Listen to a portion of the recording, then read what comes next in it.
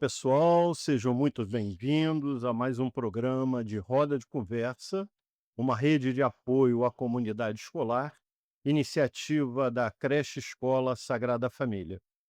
Hoje vamos receber aqui a professora, escritora, psicóloga Luciane Mina, uma pessoa conhecida, já esteve conosco na oportunidade de um evento presencial com os pais dos nossos alunos e vamos falar sobre o tema que se refere à disfunção familiar. Seja muito bem-vindo, Mina. O Obrigada. microfone é seu para suas apresentações. É uma Fica à honra vontade. é uma honra, né, a gente poder contribuir com família, eu acho que é a semeadura primordial de uma sociedade, embora a gente esteja enfrentando desafios, desajustes, mas eu acredito que vocês acertaram com a gota exata, família. Bem, então eu queria conversar com você, já que a gente está falando de disfunção familiar, né?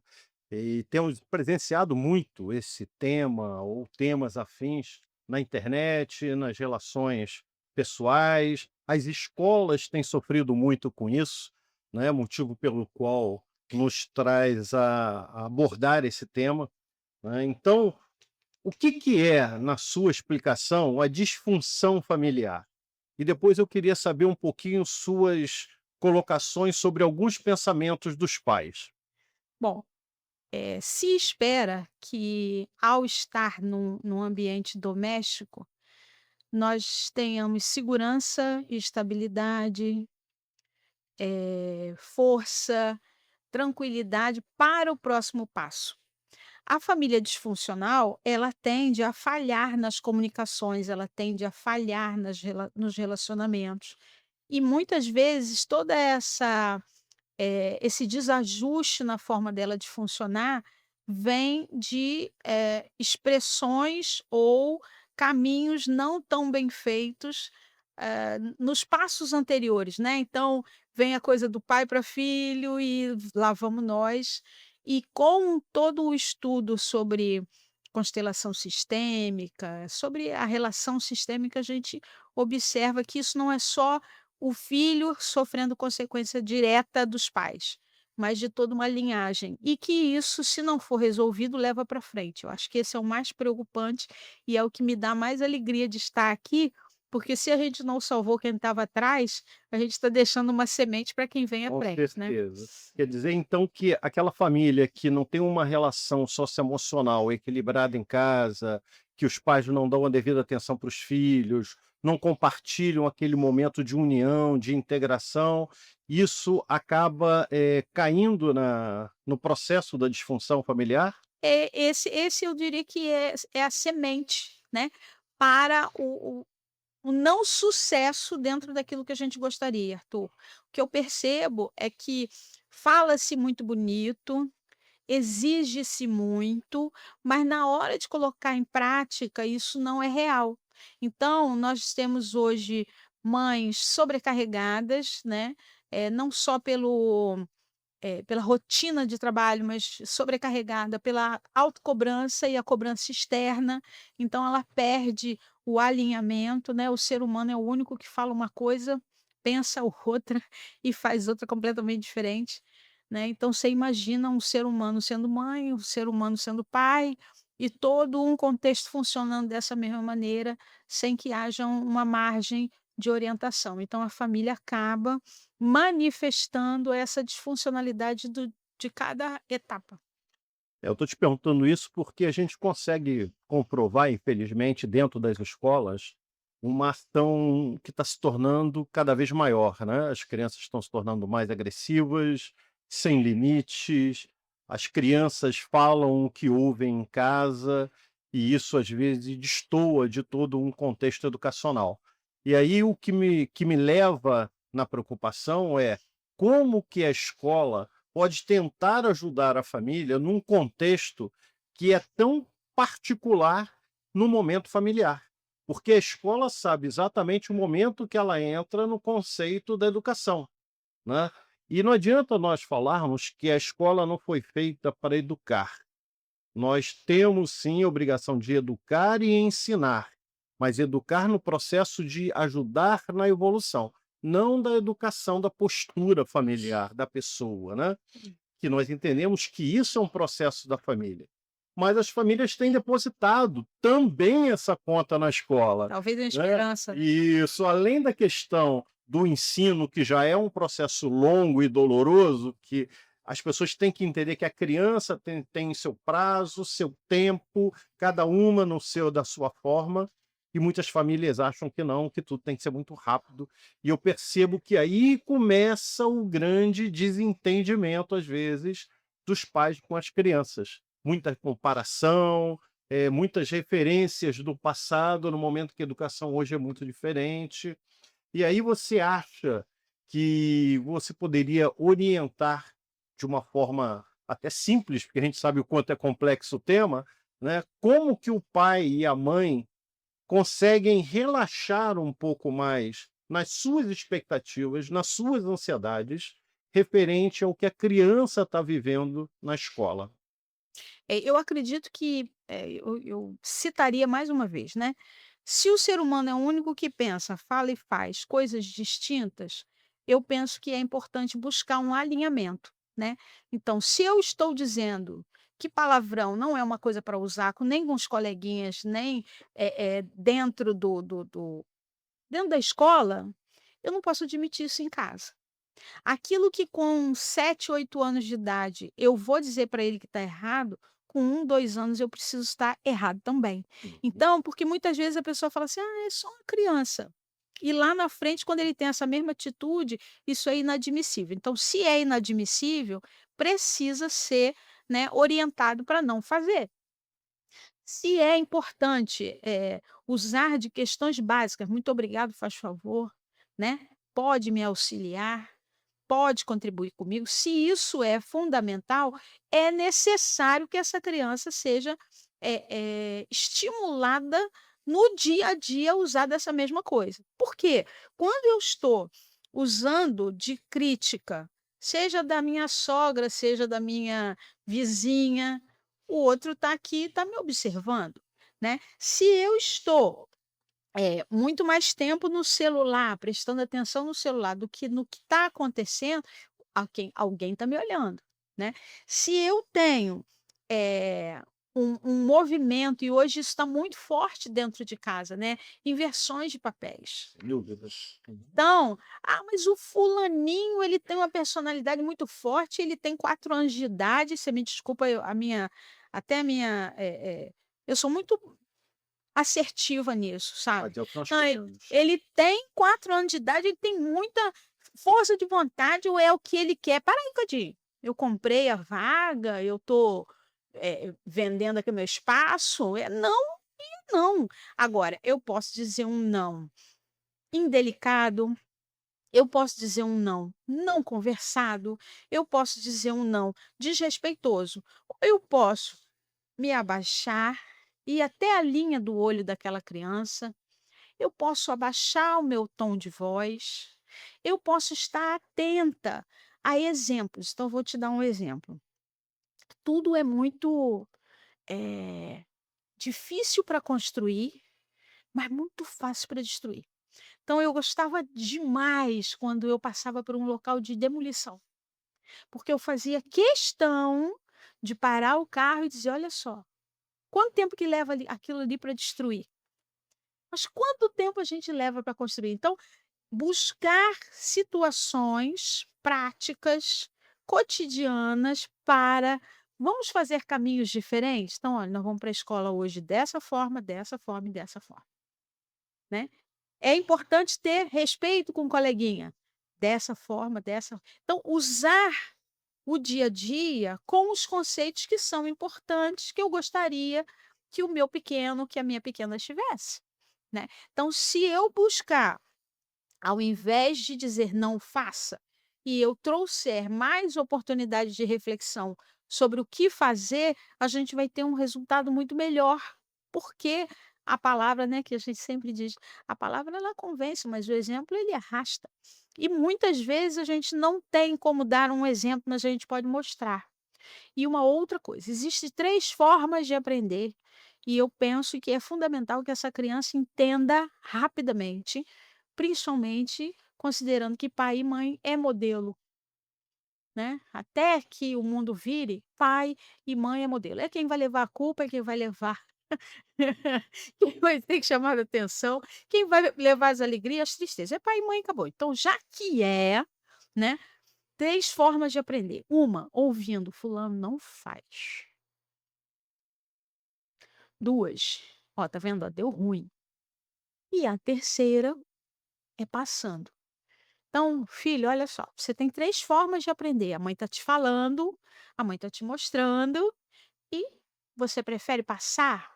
É isso mesmo?". Porque quando você comprova para esse cérebro que é o observador, que capta as informações com extrema riqueza, você vai falar isso 3, 4, 5 vezes. Lá na frente você não precisa mais. E é muito importante quando esse jovem vem ao seio familiar funcional e diz: "Olha, aconteceu tal coisa assim, assim, assim, por mim, eu esfolava meu colega". E é nessa hora que a gente diz assim: "E é isso que você gostaria de receber?". Então eu não vou responder: "Ah, faz isso mesmo", né, mas eu vou levá-lo a uma reflexão. Então, qual é a diferença entre a família funcional e disfuncional? O diálogo. Mas eu não posso conversar se eu não tenho, bagagem. Eu não posso exigir da criança, né, que ela não grite se eu vivo gritando. Eu não posso exigir que ela não está me dando atenção se eu não dou atenção para ela. Eu não posso, dizer que o ambiente está desarrumado se o meu ambiente está desarrumado. É a coisa da alimentação. Eu não posso dizer que as crianças vão comer fruta se eu vivo dizendo: "Para que eu vou comer coisa verde? Não sou isso, não sou aquilo, então não vou comer". Para que essa criança vai comer? Tá certo? Então é muito importante esse posicionamento. Há muitos anos, Arthur, acho que a gente já teve até a oportunidade de falar disso, eu tinha uma atuação numa creche no Rio de Janeiro. E a mãe vivia perto de mim e disse: "Luciane, você falou alguma coisa para fulana?". Eu digo: "Não, falei o que todo mundo fala para todo mundo". "Não, que ela tá com os comentários em casa". Eu digo: "O quê?". Ela disse: "Não, mãe, a tia Lu, ela é tão legal, né". E isso ela fez uma, 2, 3, até que ela chegou a casa na escola e falou: "Luciane, descobri". Aí eu falei: "Tá, o que é?". "Não, é que a minha sogra chegou aqui e esse preto não serve para nada". E aí ela veio e puxou a minha roupa e disse: "Mas mãe, a tia Lu é tão legal".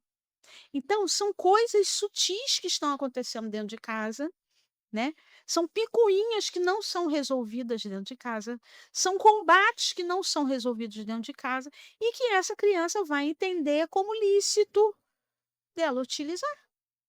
Então, se eu me dou o trabalho de ficar criticando, se eu me dou o trabalho de ficar avaliando o comportamento das minhas, parceiras, sogra, irmã, né, mãe, não sei, eu estou mostrando para o outro que pode fazer isso também.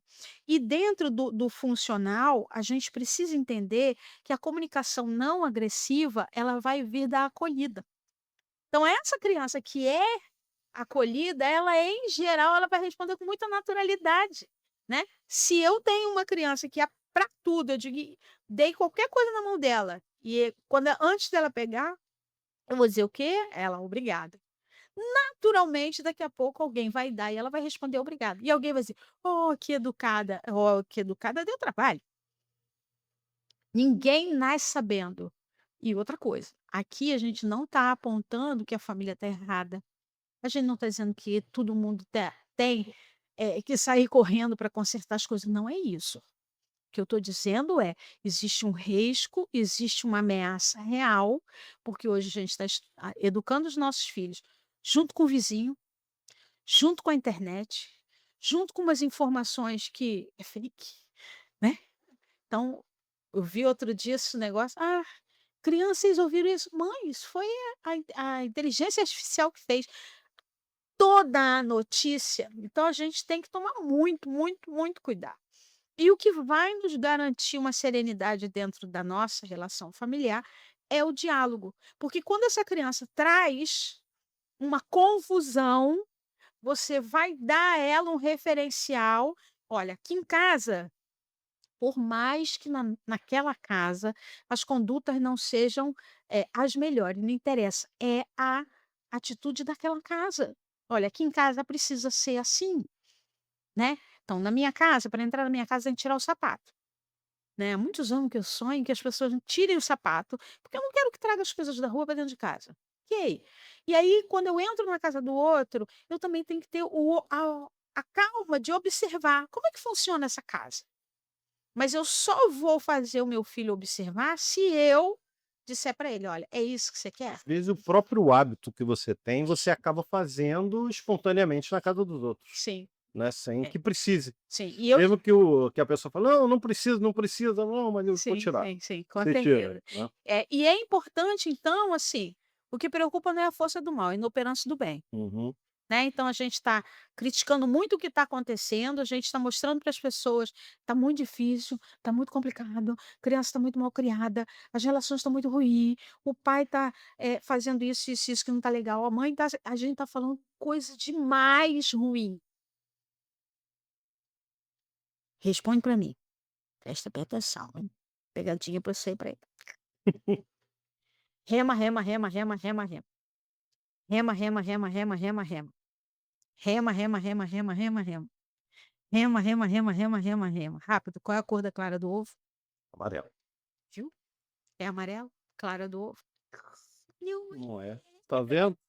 Tá vendo, gente? Ao vivo aqui, pego na pegadinha da professora. Isso aí pegaria muito de vocês.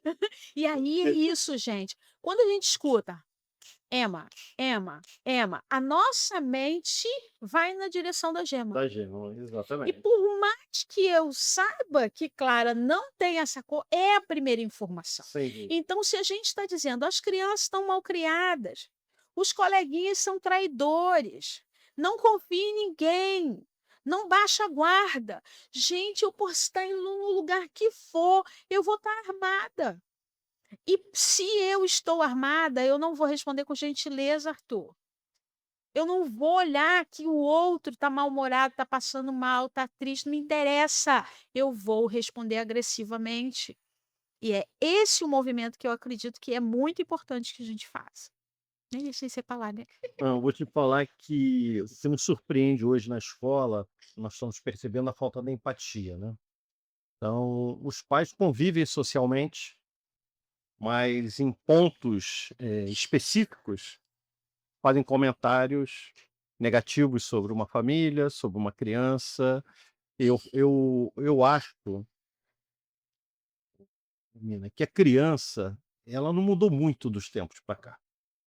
O que mudou foram os adultos.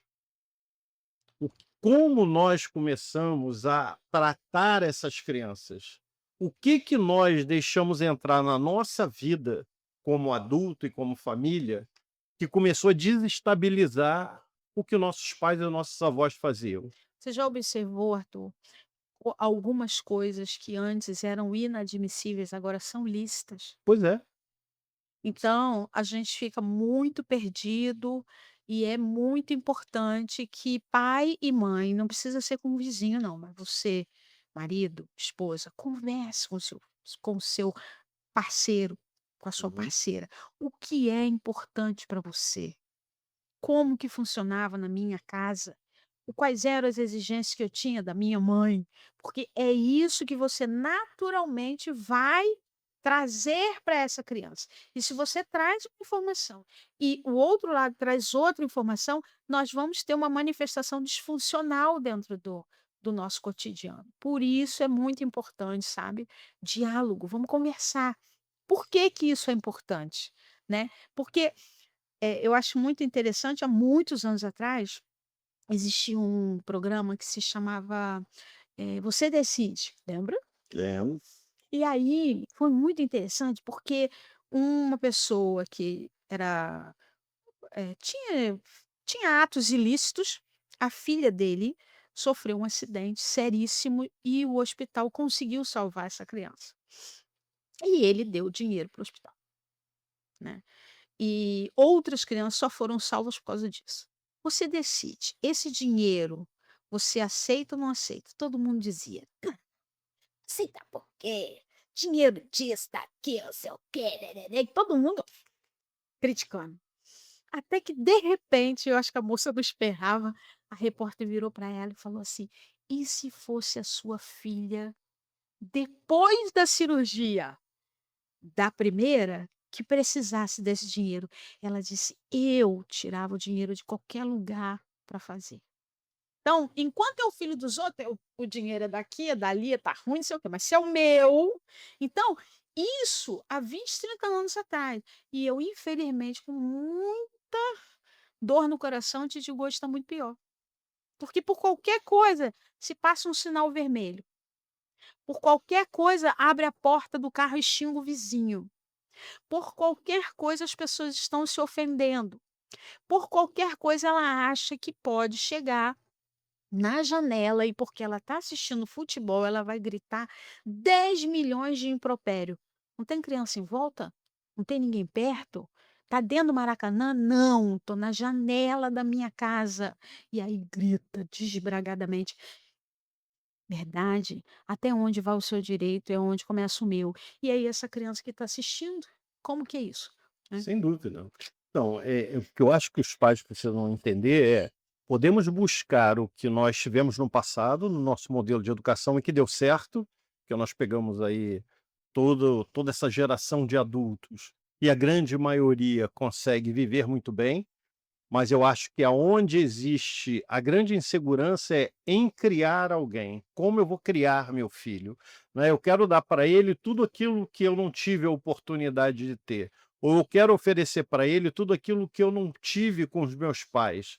Mas meus pais me deram educação, me deram uma forma de me comportar na frente das pessoas, de me relacionar com as pessoas respeitosamente.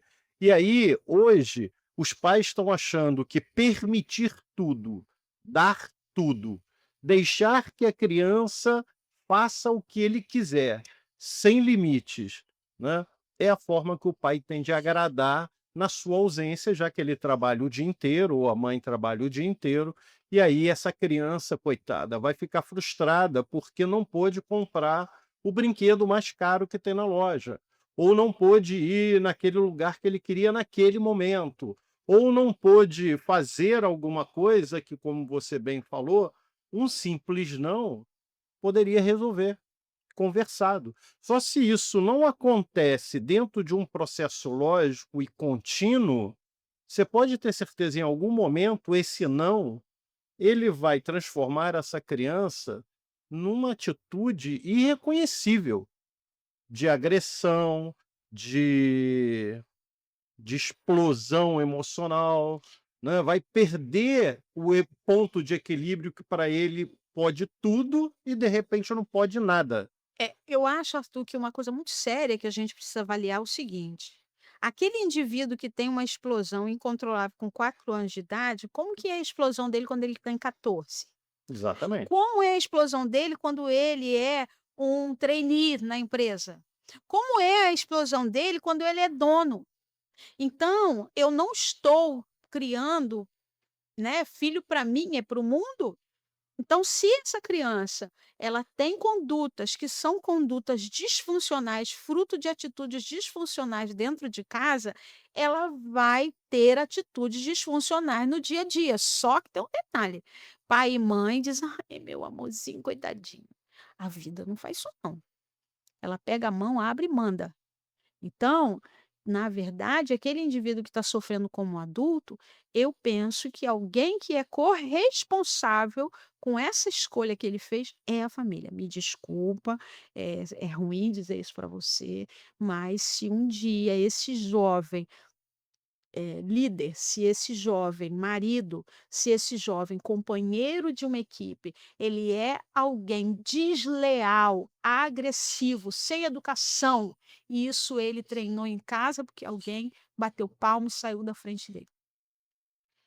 Eu quero só complementar isso, Nina, porque a gente tem visto aí uma quantidade bem grande de adolescente agredindo namoradas, né, amigas, brincadeiras absurdas que passam do limite, que inclusive algumas levam à morte. né? E tudo isso está ligado a esse ponto de desequilíbrio, né? A pessoa não encontra em casa tudo o que ela precisa para garantir de um mundo que está de porta escancarada, oferecendo tudo que não é bom e várias vantagens para que ela entre, e obviamente sempre ouvimos isso, né? O que não é bom sempre é atrativo, né? Porque é bonito, é gostoso, é lindo e maravilhoso. O corrigir, o certo é aquele caminho mais estreito, né? Mais difícil, talvez mais longo, mas é aquele que vai garantir realmente o seu futuro, um adulto equilibrado, um bom pai, um bom marido, um bom namorado, uma pessoa que vai valer ter a pena como amigo, né?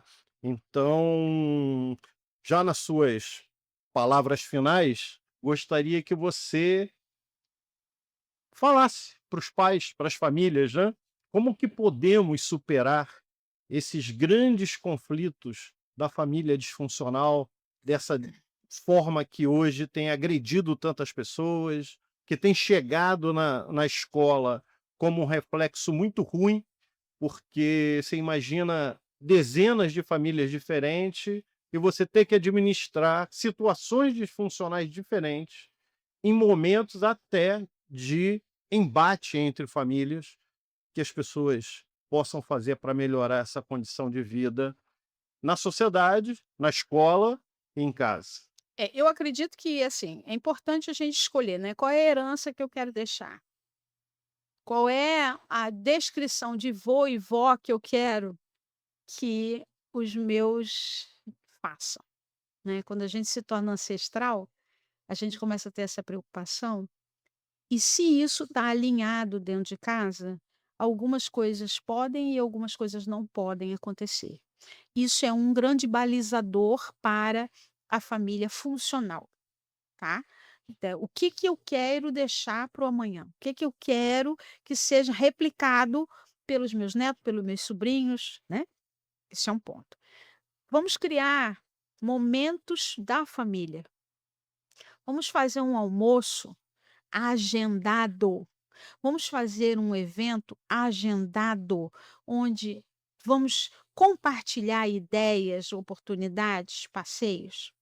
Vamos criar momentos em que é proibido resolver problema, celular, pepino para as pessoas, né. Então é muito importante que você use desse instante como, um momento de conexão, porque é ali que vai surgir o segredo, é ali que alguém vai mostrar sua insatisfação.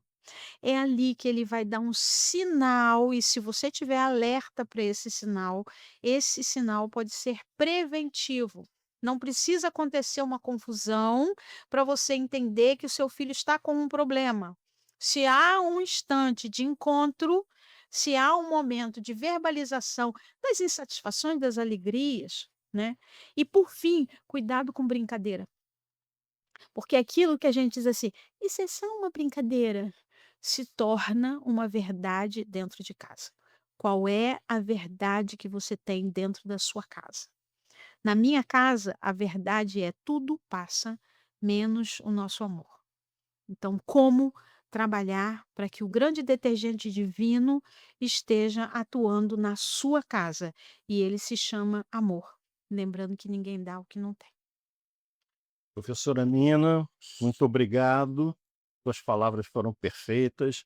Quero dizer ao pai, para a mãe, responsáveis, que tudo, sem exceção, tudo começa em casa. A forma como você acolhe, como você conversa, as brigas que você evita, o exemplo que você gera, aquilo que você mostra para seus filhos, a relação familiar, a forma de amor, de carinho, a forma de caridade, como nós levamos ao próximo aquilo que às vezes nós não temos na nossa casa, mas que é muito importante que possamos entender que sempre haverá alguém que vai precisar de nosso apoio.